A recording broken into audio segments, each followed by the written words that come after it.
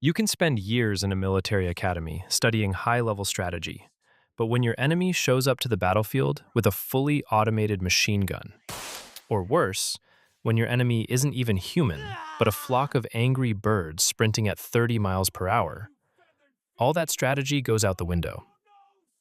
Human history is full of epic, heroic tales.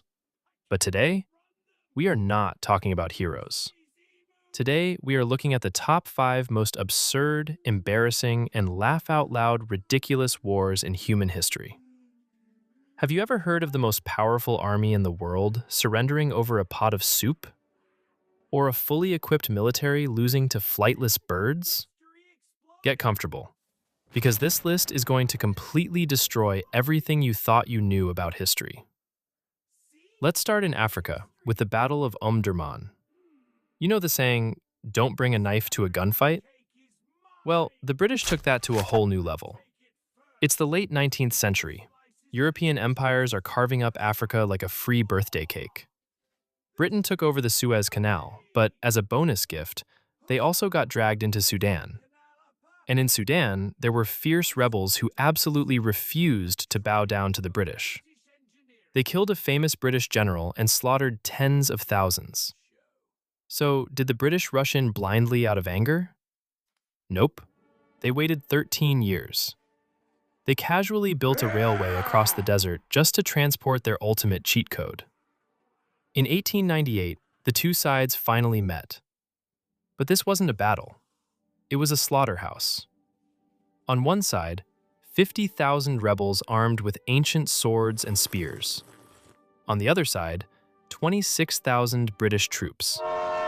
But the British had a terrifying secret weapon: 40 water-cooled Maxim automatic machine guns. The rebels charged heroically, face to face. But the rain of machine gun bullets simply erased them from existence. The battle lasted just a few hours. The result? 11,000 rebels dead. And the British? They lost exactly 48 men. The most brutal, one-sided massacre in military history. But hey, you don't always need to shed blood to win a war. Sometimes you just need to ruin your enemy's lunch. Welcome to the Kettle War. In the mid-17th century, the Dutch controlled a highly strategic river and completely blocked it off from their rivals. The cities downstream went broke, the Dutch got rich, and this blockade lasted for exactly 136 years. Nobody did a thing. But in the 1780s, the Holy Roman Emperor, Joseph II, stepped up. He gave the Dutch an ultimatum: open the river, or we go to war. To prove he wasn't joking, he sent 3 massive warships to force their way through. In response, the Dutch sent out a single, tiny ship named the Dolphin to block their path. To show they were serious, the Dolphin fired a single, solitary warning shot. And against all odds, defying the laws of physics, that one cannonball flew straight into the enemy's kitchen and completely shattered a boiling kettle of soup. Suddenly finding themselves without lunch, the enemy crew suffered a total psychological breakdown. They surrendered immediately, without firing a single shot. The war was over. Casualties: 0 humans. 1 pot of soup. The Dutch kept the river closed, and the emperor quietly paid them millions just to avoid the embarrassment. Now, let's dial up the insanity. What do you do if you want to fix your economy? You start a war to sell drugs. Welcome to the Opium Wars. In the 1800s, Britain was insanely addicted to Chinese tea.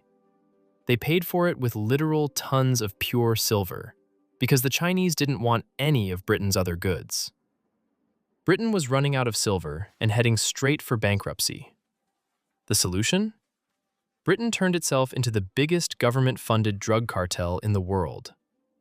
They started secretly smuggling Indian-grown opium into China, getting the population hopelessly addicted, and using that drug money to buy more tea. The business boomed. But millions of Chinese people became violent addicts.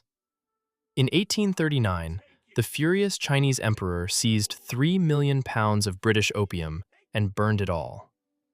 Britain's response? They got mad that their illegal drugs were confiscated and officially declared war on China. Britain's iron warships absolutely decimated the outdated Chinese military. The defeated Chinese were forced to give up Hong Kong, pay millions in fines, and, worst of all, legalize the very drug that was destroying their people. The only time in history a dealer went to war with their customers and won. But that wasn't the shortest war. That title belongs to the Anglo-Zanzibar tragedy. Honestly, calling it a war is a stretch. August 25th, 1896. The pro-British Sultan of Zanzibar suddenly dies. His nephew, Khalid, takes the throne without asking for permission. The British gave Khalid a strict ultimatum. Step down by 9 a.m. tomorrow, or we will burn your palace to the ground. Thinking it was just a bluff, Khalid gathered 3,000 soldiers with outdated muskets around the palace and waited. 9 a.m. Dead silence. 9:02 a.m. The British warships opened fire all at once. 9:40 a.m. The war was over.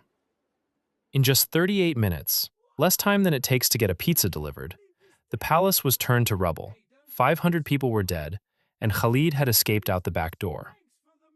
The British suffered exactly one casualty, a guy who got scratched by a flying piece of wood. And finally, the most absurd, humiliating, and laugh-out-loud event in human history, the Great Emu War. The ultimate embarrassment of human intelligence against nature. After World War I, the Australian government gave returning soldiers land to farm wheat. But during the Great Depression, a real nightmare invaded their fields. 20,000 giant emu birds. They were literally eating the farmers out of house and home. When the farmers asked for help, the Minister of Defense didn't send pest control. He sent the actual military, armed with Lewis machine guns. They thought they were just going to mow the birds down, but they forgot one crucial detail. Emus can run at 30 miles per hour. The moment the machine guns opened fire, the birds scattered in every direction with matrix-level coordination. And the worst part? Their feathers were so thick that even when an emu got shot, it would just keep running like nothing happened. The soldiers tried mounting a machine gun to a truck to chase them, but the truck bounced so wildly on the rough dirt that they couldn't hit a single target, and eventually, the truck just broke down. The birds literally used guerrilla warfare tactics, splitting into small groups with designated commanders keeping watch. By the time the soldiers set up their guns, the birds were gone. After weeks of intense combat, the military had fired 10,000 rounds of ammunition. The total number of dead birds? Barely 1,000. The military surrendered in complete humiliation. For the first time in history, a fully armed modern military lost a war to flightless birds. The government took back the machine guns, and the emus happily continued eating the wheat. As you can see, history isn't always about epic heroics. Sometimes it's about technology. Sometimes it's about a pot of soup. And sometimes it's about highly stressed ostriches deciding the fate of an entire war. If you enjoyed these mind-blowing, absurd historical facts they never taught you in school, make sure to hit that subscribe button and drop a like on the video, because the next video is going to be even crazier. I'll see you then.